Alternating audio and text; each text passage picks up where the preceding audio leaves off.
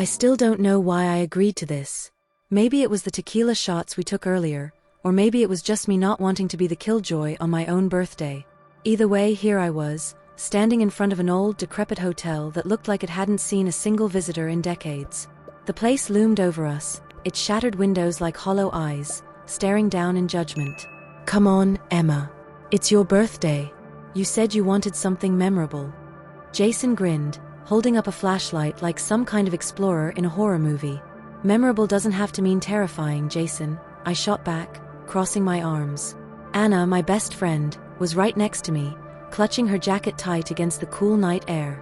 I don't like this, she muttered under her breath, but I could see the same thing I was feeling in her eyes. She didn't want to be the one to chicken out. Derek, the other guy in our group, rolled his eyes. Relax. It's just an old building. You're not going to find ghosts or whatever nonsense people say about this place. Jason nudged him with a smirk. Unless Emma invited some ghosts to her birthday party. I forced a laugh, but it sounded hollow even to me. There were stories about this place, sure, whispers of strange noises, people seeing figures in the windows at night. And then there was that one story about the hotel manager who disappeared, leaving behind a room with walls covered in scratches. But those were just stories, right? The front door creaked as Jason pushed it open. Ladies first, he said, sweeping his arm dramatically toward the dark interior. Yeah, no thanks, Anna said immediately. Fine. Cowards, Jason muttered, stepping inside first with Derek following close behind. I hesitated, looking back at Anna. We don't have to do this, I whispered. She sighed. If we don't, they're never going to let us hear the end of it. Let's just go in, look around, and leave. The faster we do this, the faster we can go back to drinking. Reluctantly, I followed her inside, the cold air wrapping around me like a warning. The inside of the hotel was even worse than the outside, broken furniture scattered everywhere, the faint smell of mildew and rot hanging in the air. Our flashlights barely cut through the oppressive darkness, and every creak of the floorboards made my skin crawl. Jason was already ahead, shining his light up the grand staircase. This place is awesome. We should have brought some candles or something. Really set the mood. Yeah, because this isn't creepy enough, Anna muttered. As we moved further inside, I couldn't shake the feeling that we were being watched. It wasn't just the eerie silence or the way the shadows seemed to stretch toward us. It was something else, something I couldn't quite explain. I don't like this, I said softly, but no one seemed to hear me. Jason and Derek were too busy joking around, pretending to hear ghostly noises to scare us. Anna stayed close to me, her eyes darting to every dark corner. And then I heard it. A soft, distant sound. Like a whisper. I froze. Did you hear that? Hear what? Jason asked, turning to look at me with a grin. I don't know. It sounded like someone talking. Derek laughed. Relax, Emma. It's probably the wind or something. These old places make all kinds of noises. But I wasn't convinced. The sound didn't feel like the wind. It felt wrong. I shook it off and kept walking, but that uneasy feeling only grew stronger. Something wasn't right here, and deep down, I was starting to regret ever stepping foot in this place. We moved deeper into the hotel, and I swear the air grew heavier with every step. The shadows seemed thicker, darker, like they were wrapping around us. My flashlight flickered once, twice, and then steadied, but the weak beam didn't do much to push back the suffocating blackness. Jason, of course, was loving every second of it. This is perfect, he said, grinning as he nudged an old rotting chair with his foot. Imagine the stories we're gonna tell after tonight. I wanted to tell him I wasn't sure we'd make it to after tonight, but I bit my tongue. Instead, I just stayed close to Anna. She hadn't said much since we walked in, and I could tell she was on edge. Let's check out the upstairs, Derek suggested, already heading toward the grand staircase. No, I blurted out before I could stop myself. Everyone turned to look at me. I mean, maybe we should stay on the first floor, I said quickly. You know, in case the stairs aren't stable. It wasn't entirely a lie. Those stairs looked like they could collapse under the weight of a strong breeze, let alone 4 people. Jason rolled his eyes. You're such a buzzkill, Emma. Fine, we'll stick to the boring ground floor. I felt a small wave of relief as he turned back, shining his flashlight down a long hallway. The beam landed on a row of doors, most of them barely hanging on their hinges. This way, he said, already leading the way. Anna and I exchanged a look, but we followed. The hallway was colder than the rest of the hotel, and there was a smell now, faint but sharp, like something metallic mixed with rot. I covered my nose, trying not to gag. "Does anyone else smell that?" I asked. "Yeah," Derek said, wrinkling his nose. "Smells like something died in here." "Comforting," Anna muttered, her voice shaky. As we moved further down the hallway, the smell grew stronger. Jason pushed open one of the doors, the rusted hinges screaming in protest. "Let's check this out," he said, stepping inside. The room was small and mostly empty, save for a toppled-over dresser and what looked like a moldy mattress in the corner. Jason and Derek poked around, clearly unimpressed, while Anna and I stayed near the doorway. That's when I noticed it, scratches on the walls.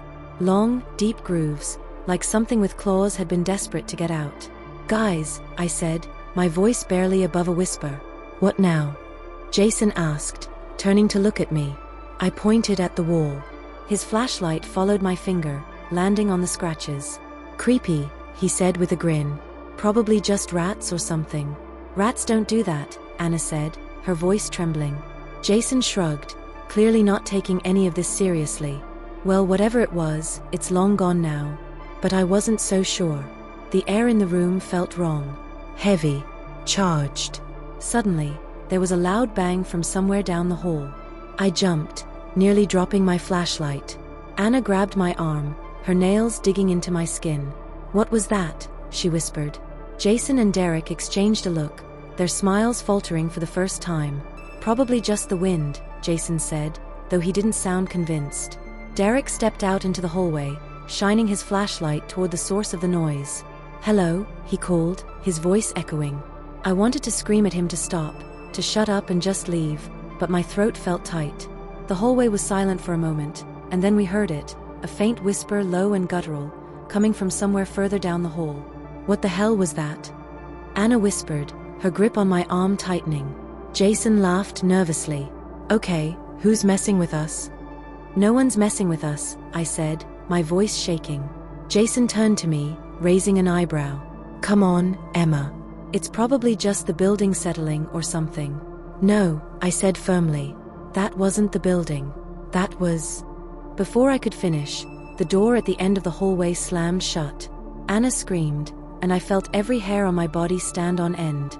"Okay, that's it. We're leaving," I said, grabbing Anna's hand and pulling her toward the way we came. But when we turned around, the hallway looked different.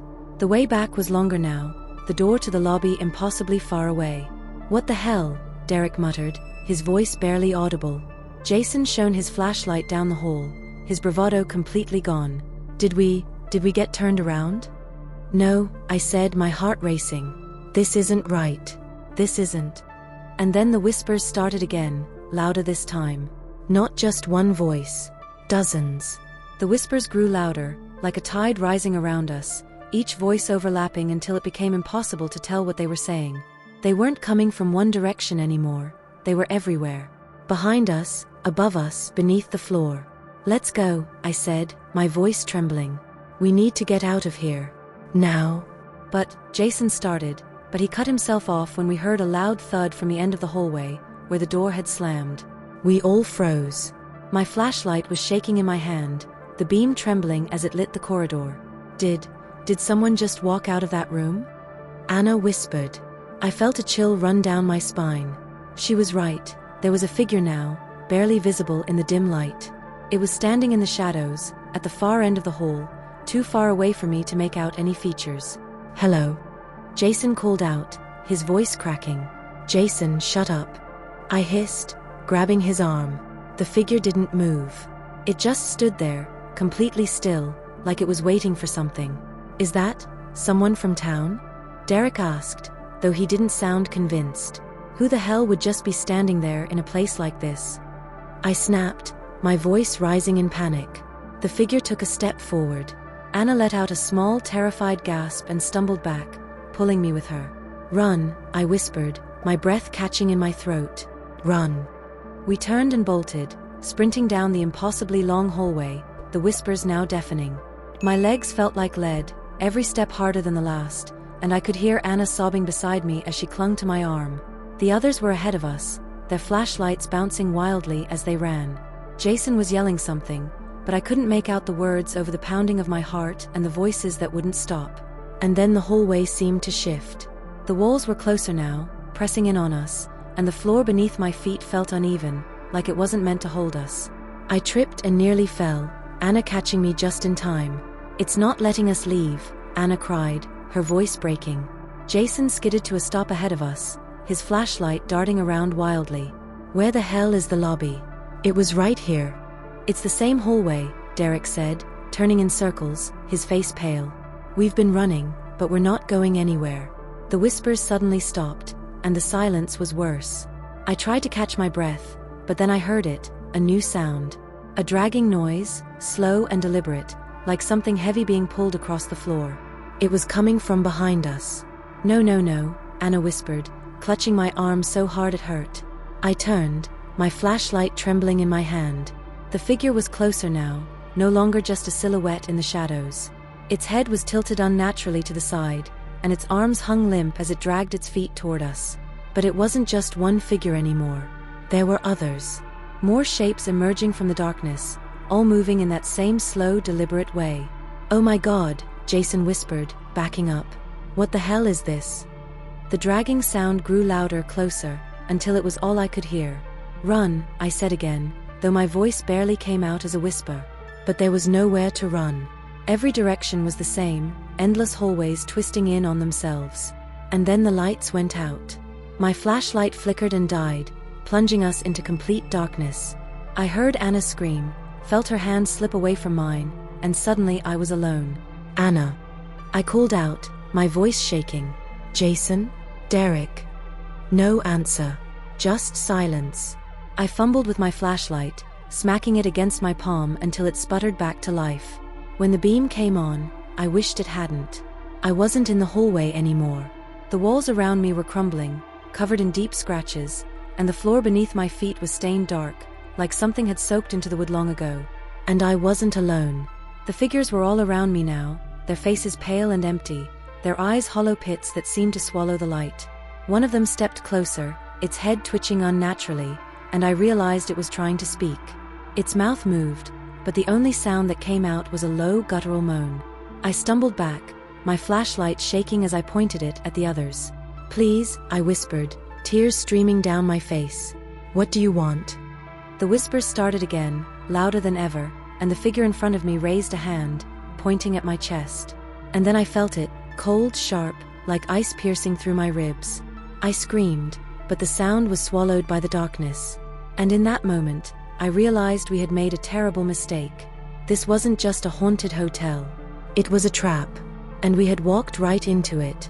The pain was unbearable, like icy claws digging deep into my chest. I staggered backward, clutching at the spot where I swore something had pierced me, but when I looked down, there was nothing. No blood, no wound, just the cold that seemed to seep into my bones, spreading like poison. The whispers were back, louder now, and closer. I whipped my flashlight around, the beam cutting through the suffocating darkness, but the figures were gone. "Anna? Jason? Derek?" I screamed, my voice echoing off the warped, crumbling walls. No response. Just the sound of my own ragged breathing and the whispers that never stopped. I stumbled through the hallway, or whatever this place had become, my flashlight barely illuminating the path ahead. The walls seemed to pulse, shifting and bending as though they were alive, and the air reeked of decay. "Get it together, Emma," I whispered to myself, my voice shaking. "You can't lose it now. You can't." But how could I hold it together when everything about this place defied logic? The hallway stretched on forever, yet every step felt like I was going nowhere. The shadows moved on their own, flickering just at the edges of my vision, and that cold. It was inside me now, crawling deeper with every passing second. And then I heard it, footsteps. Not mine. They were slow, deliberate, echoing from somewhere behind me.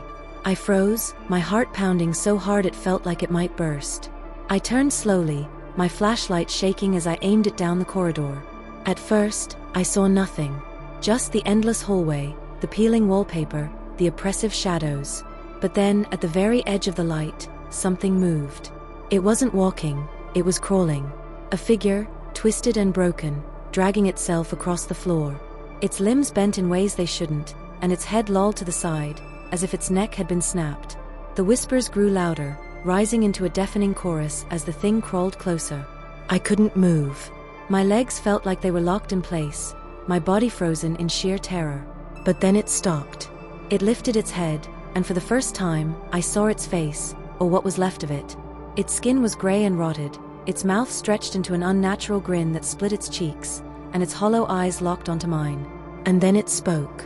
Not with words, but with a sound, a guttural, choking growl that seemed to vibrate through the walls. That was enough to snap me out of my trance. I turned and ran, my breath coming in panicked gasps, the whispers now following me like a swarm of angry insects. I didn't know where I was going. I just needed to get away, to put as much distance as I could between me and that thing. I burst into a larger room, my flashlight sweeping across what looked like a lobby, or what used to be one. The furniture was smashed, the floor covered in debris, and the grand chandelier that once hung from the ceiling now lay shattered in the center of the room. Jason, Derek, Anna. I screamed, my voice raw. Emma. I whipped around, relief flooding through me as I saw Anna stumble into the room from another hallway. She looked as terrified as I felt, her face pale and her eyes wide. Anna. I ran to her, grabbing her arms. Are you okay? Did you see them? Jason and Derek, are they? They're gone, she cut me off, her voice barely above a whisper. I don't know where they are. I got separated and... Her voice cracked, and I pulled her into a hug, trying to steady both of us. We need to get out of here, I said firmly, even though I had no idea how. Anna nodded, tears streaming down her face. But, the doors. I tried to find the exit, but it's gone, Emma. It's just gone. My stomach dropped. The footsteps were back. Anna and I turned at the same time, the flashlight beam landing on another hallway. The sound was louder now, heavier, like something bigger was coming. Run, I whispered, grabbing her hand. We bolted through the lobby, dodging debris and broken furniture, the sound of those footsteps growing louder and closer. I didn't dare look back. I didn't need to. I could feel them, right behind us. We reached another hallway, and I yanked Anna through a doorway, slamming it shut behind us. We pressed ourselves against the door, both of us panting, the cold seeping through the wood. Do you think we lost them? Anna asked, her voice barely audible. I didn't answer. I didn't want to lie to her. The whispers were back, louder than ever, and this time, they weren't just in the distance. They were in the room with us. I raised my flashlight, and the beam landed on the far corner. The figures were there, standing perfectly still, their hollow eyes locked on us. And then, as one, they started to move. They moved slowly at first, almost lazily, like they had all the time in the world. The figures emerged from the shadows, their pale, hollow faces somehow more horrifying in the flashlight's weak beam. Emma, Anna whispered, her voice trembling as she gripped my arm so tightly it felt like she'd bruise me. Don't move, I whispered back, though I didn't know why. It wasn't like staying still was going to save us. There were 5 of them now, their limbs twisted and bent, their heads tilting unnaturally as they closed the distance between us. Their movements were wrong, jolted, almost like they were being pulled by invisible strings. And their eyes, those empty sockets seemed to suck the light out of the room, making it harder to breathe, harder to think. We have to go, Anna whimpered, tugging at my arm. But where? The door we'd come through was behind us, but the footsteps, that heavy, relentless sound, were still echoing just outside. We were trapped. I'll distract them, I said, though my voice barely sounded like my own. When I move, you run. Don't stop. Don't look back. Just go. What? No. Anna's eyes filled with fresh tears. I'm not leaving you. You don't have a choice. I hissed, feeling the panic rising in my chest. If we stay here, we're both dead. I didn't give her time to argue. Taking a deep, shuddering breath, I yanked my arm free and stepped forward, shining my flashlight directly at the figures. Hey! I shouted, my voice breaking. Come and get me, you bastards. The figures stopped. For one horrifying moment, they just stood there, their heads tilting in unison as if they were studying me. And then they charged. It wasn't slow anymore. They moved fast, too fast, covering the distance between us in seconds. Run, Anna. I screamed, spinning around and shoving her toward the door. She hesitated, but only for a second. With a sob, She turned and bolted, disappearing into the hallway. The figures were on me before I could move, their icy skeletal hands grabbing at my arms, my shoulders, my neck. I screamed, thrashing and kicking, but their grip was like iron. The flashlight fell from my hand, clattering to the floor and rolling away, its beam casting long, jagged shadows across the room. "Let me go," I screamed, my voice cracking. But they didn't let go. They dragged me toward the corner of the room, where the shadows were thickest, pulling me into the darkness. And then I saw it. The thing in the shadows. It wasn't like the others. It was bigger, its form shifting and writhing as though it couldn't hold a solid shape. Its eyes were black pits that seemed to suck in all the light, and its mouth. Its mouth was impossibly wide, filled with jagged, inhuman teeth. It leaned closer, its face, or what passed for a face, hovering inches from mine. And then it spoke. "You don't belong here," it hissed, its voice like nails scraping against glass. I wanted to scream, to beg, but no sound came out. My body felt frozen, my limbs heavy and unresponsive. The thing tilted its head, as if it were amused by my terror. "But you're here now, and you'll never leave." And then it opened its mouth wider, impossibly wide, until all I could see was blackness. Suddenly, a scream pierced the air, not mine but Anna's. The sound snapped me out of my paralysis, and I thrashed harder, kicking and clawing at the hands that held me. "Anna!" I screamed, my voice hoarse. The thing recoiled slightly, as if annoyed by the interruption, and I took my chance. I wrenched free of the hands holding me and stumbled toward the doorway, grabbing the flashlight as I ran. The hallway was chaos. Anna was at the far end, pounding on a door that wouldn't budge, her screams echoing off the walls. Jason and Derek were there too, their faces pale and stricken with terror as they fought off more of the figures. "Emma!" Anna screamed when she saw me, tears streaming down her face. "It won't open. The door won't open. We'll find another way," I shouted, running toward her. But before I could reach her, the floor beneath us began to shake. The whispers grew louder, now almost deafening, and the walls started to close in, the wallpaper peeling away to reveal rotting, blackened wood. The thing in the shadows was coming. I could feel it. "We have to go," I screamed, grabbing Anna's hand and pulling her away from the door. Jason and Derek stumbled toward us, their faces streaked with sweat and fear. "What the hell is happening?" Jason shouted, his voice cracking. "There's no way out." Derek yelled, "There has to be." I shouted back, though I didn't believe it. And then the whispers stopped. For one horrifying moment, everything was silent. And then the lights went out. The darkness was absolute. I couldn't see my hand in front of my face, let alone the others.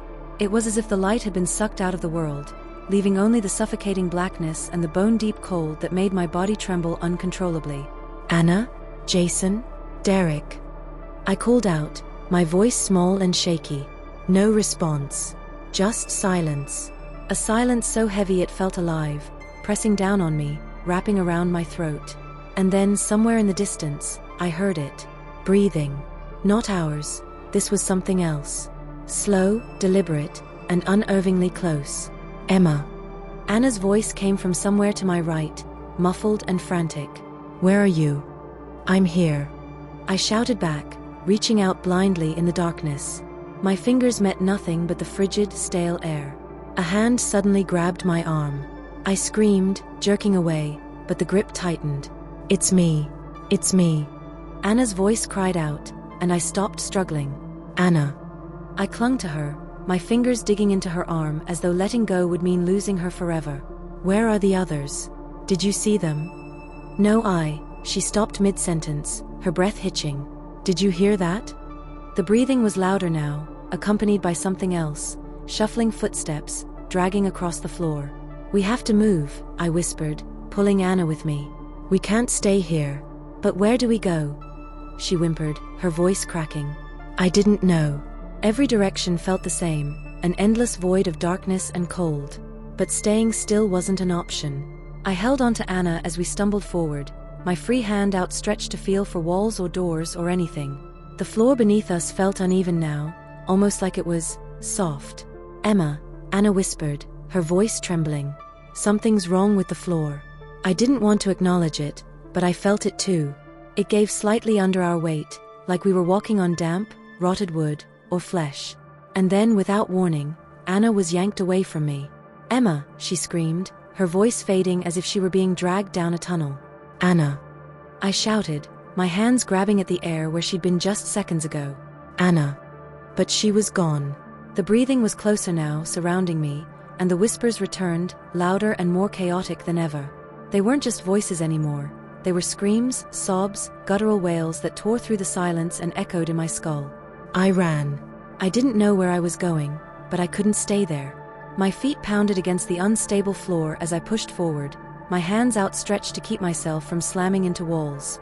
"Jason, Derek, Anna," I screamed, my voice cracking with desperation. I thought I saw a flicker of light ahead, a faint flickering glow that seemed impossibly far away. It was enough to give me hope, enough to keep me moving. But then the ground beneath me gave way. I fell, tumbling through the darkness, the air rushing past me as I screamed. My body hit something hard, and the impact knocked the breath out of me. For a moment, I just lay there, gasping, trying to piece together what had just happened. The whispers were gone. So was the breathing. I sat up slowly, my head spinning, and realized I was no longer in the hallway, or what was left of it. I was in a room, but it was unlike any room I'd seen before. The walls were covered in something dark and slimy, pulsating as if they were alive. The floor beneath me was slick and warm, and the air smelled of rot and decay. In the center of the room stood a figure. It wasn't like the others. This one was taller, its body shrouded in shadows that seemed to writhe and twist around it. Its eyes glowed faintly, 2 pinpricks of light in the suffocating darkness. "Why are you here?" it asked, its voice deep and resonant, vibrating through the walls and floor. I couldn't speak. My throat was dry, my heart pounding so hard I thought it might explode. "You were warned," it continued, taking a slow step toward me. "This place is not for the living." "I am sorry," I stammered, my voice barely a whisper. "We didn't mean to." "Lies," it hissed, its voice now a guttural growl.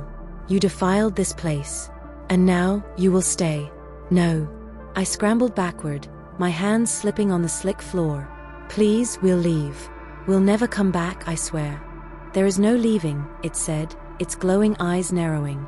"Not for you. Not for them." "Them?" I whispered, my stomach dropping. It stepped aside, and behind it, I saw them. Jason and Derek, their bodies hanging limply from the wall, their eyes wide and unseeing. Their mouths were open in silent screams, and their skin was pale, almost translucent. "No," I whispered, tears streaming down my face. "No, no, no." The figure tilted its head, watching me with something that almost resembled amusement. "And now," it said, its voice softer but no less menacing, "it's your turn." The walls began to close in, the shadows reaching out like tendrils, wrapping around my legs, my arms, my throat. I screamed, but no sound came out. The darkness swallowed me whole.